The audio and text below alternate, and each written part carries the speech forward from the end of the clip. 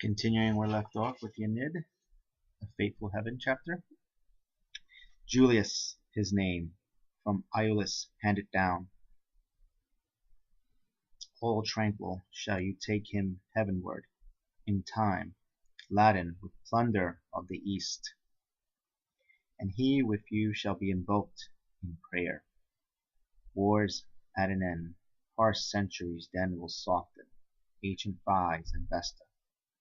Quirinius, with brother Remus, will be lawgivers, and grim with iron frames the gates of war will then be shut. Inside, unholy Fura, squatting on cruel weapons, hands enchained, behind him by 100 links of bronze, will grind his teeth and howl with bloody mouth.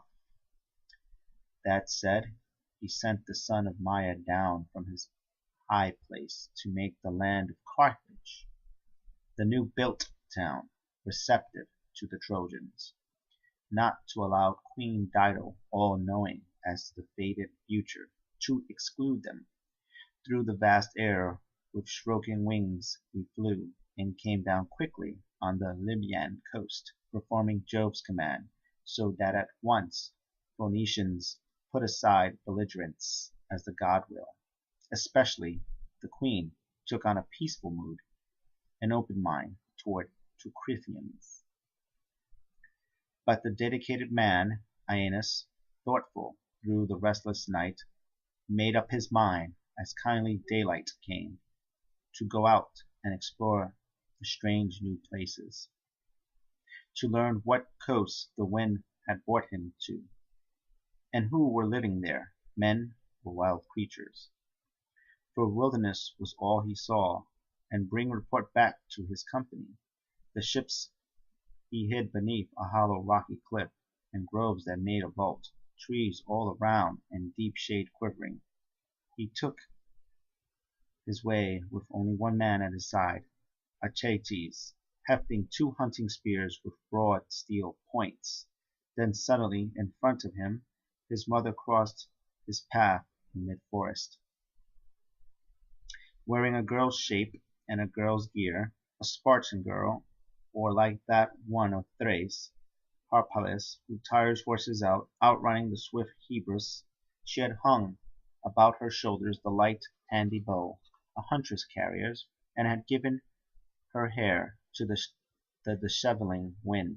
Her knees were bare, her flowing gown knotted and curled up. She spoke first. "Ho, young fellows, have you seen, can you say where, one of my sisters here, in a spotted lynx hide, belted with a quiver, scouting the wood, or shouting on the track behind a foam-flecked boar?" To Venus then, the son of Venus answered, "No, I've heard or seen none of your sisters. Only, how should I dress you, girl? Your look's not mortal, neither has your accent a mortal ring.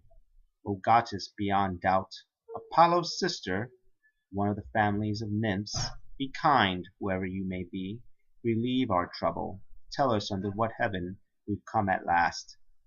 On what shore of the world are we cast up? Wanderers that we are, strange to this country, driven here by wind and heavy sea. By my right hand many an offering will be cut down for you before your altars." Venus replied, "Be sure I am not fit for any such devotion. Tyrrhenian girls are given to wearing quivers and hunting boots of crimson, laced on the leg up to the knee. This is the Punic kingdom that you see. The folk are Tyrian, the town Agenors, but neighboring lands belong to Libya, a nation hard to fight against in war. The ruler here is Dido of Tyre city, in flight here from her brother, a long tale of wrong endured, mysterious and long. But let me tell the main events in order. Her husband was Sachius of all Phoenicians, richest in land and greatly loved by her. Ill-fated woman, Her father had given her, a virgin still, in marriage, her first right. Her brother, though held in power in Tyre, Pygmalion, a monster of wickedness beyond all others.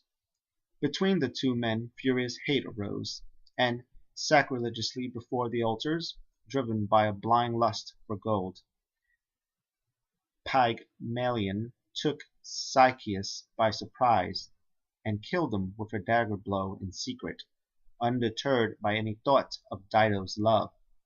He hid what he had done for a long time, cozening her, deluding the sick woman with false hope.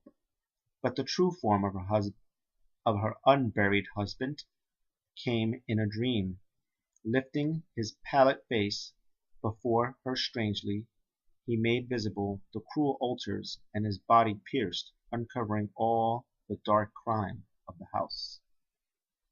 He urged her then to make haste and take flight, leaving her fatherland, and to assist the journey revealed a buried treasure of old time, unknown to any, a weight of gold and silver.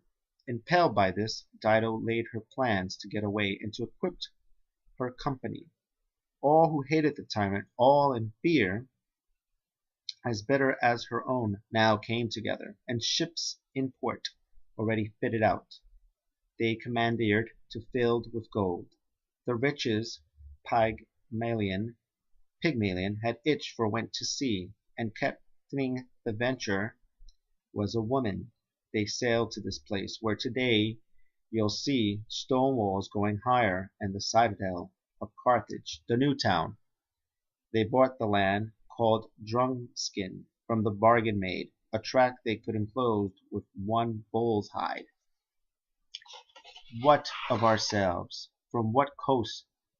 But now, what of ourselves? From what coast do you come? Where are you bound? Then to the questioner he answered, sighing, bringing out the words from deep within. Goddess, if I should tell our story from the start, if you had leisure to hear our annals of adversity, before I finish, the fair evening star would come to close Olympus and the day. From old Troy, if the name of Troy had fallen, has fallen, perhaps upon your ears, we sailed the seas, and yesterday were driven by a storm of its own whim upon this Libyan coast. I am Aeneas, duty bound, and known above high air of heaven by my fame, carrying with me in my ships our gods of hearth and home, save from the enemy. I look for Italy to be my fatherland, and my descent is from all highest Jove.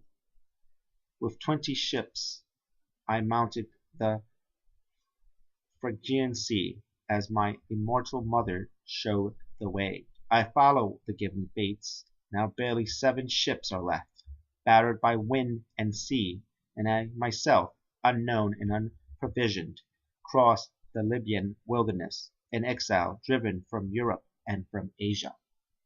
But Venus chose to hear no more complaints, and broke in midway through his bitterness. Whoever you are, I doubt heaven is unfriendly to you, as you still breathe life-giving air on your approach to the Tyrrhenian town. Go on, betake yourself this way to the Queen's gate. Your friends are back.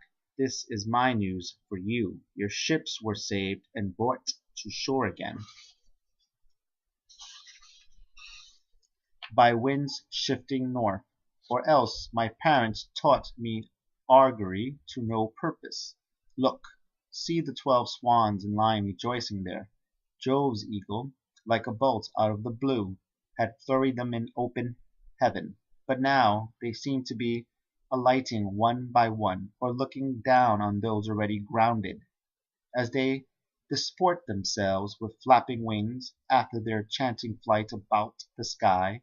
Just so your ships and your ships' companies are either in port or entering under sail. Go on then, where the path leads. Go ahead. And I'm going to leave it off there.